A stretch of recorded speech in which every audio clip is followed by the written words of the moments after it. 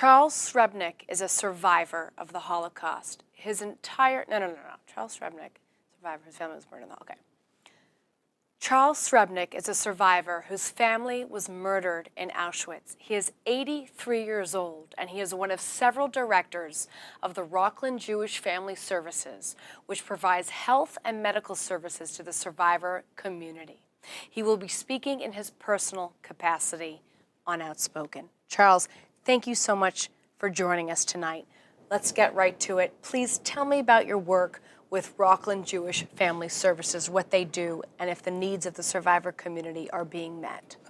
Fortunately, we're very happy that we have people like Dora Zuckerberg and Susan Connery who work with survivors in Rockland County and 4 other areas.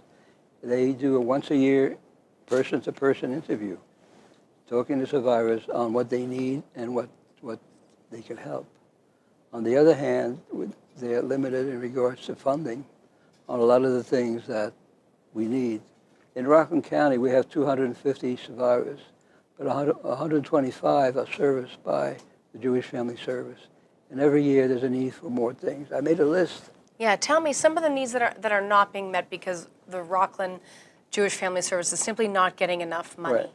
We need overnight funding for live-in homemade care, transportation, cleaning services, hospital and rehabilitation facilities, being able to help people with unexpected expenses like moving or minor home repairs, previous hearing aid and eyeglasses, dental care. Yeah, this is a shame. I mean, and you help survivors apply for grants both from the German government and also from the Claims Conference. What has your experience been in applying for grants for the Claims Conference?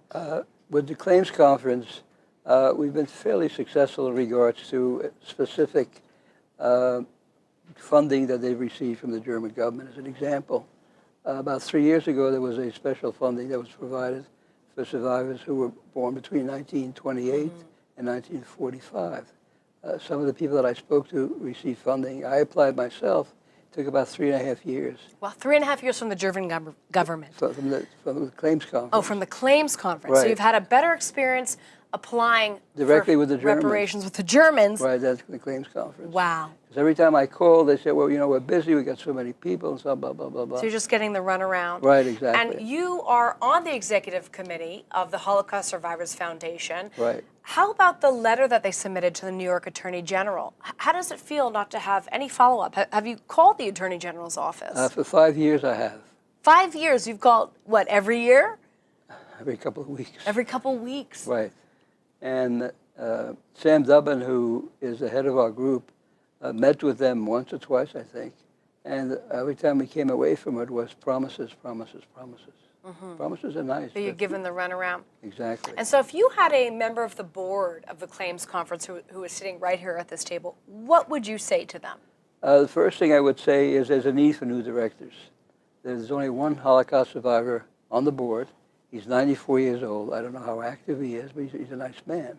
But the changing of philosophy at the Claims Conference has not changed. They try to keep as much money as they can in there. They're sitting with about a couple of $100 million.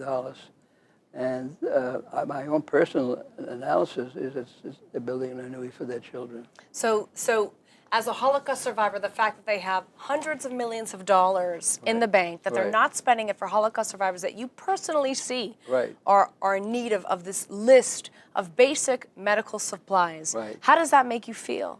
Terrible. Fortunately, as I say, we have 2 ladies who are very strong, who help survivors and go out of their way. They physically meet people once a year. They do an analysis of what is needed. Right. And this is a very unusual group that we have in Rockland County. Well, we're very fortunate. Thank God for the Rockland Jewish Family Services and for you as well, Charles.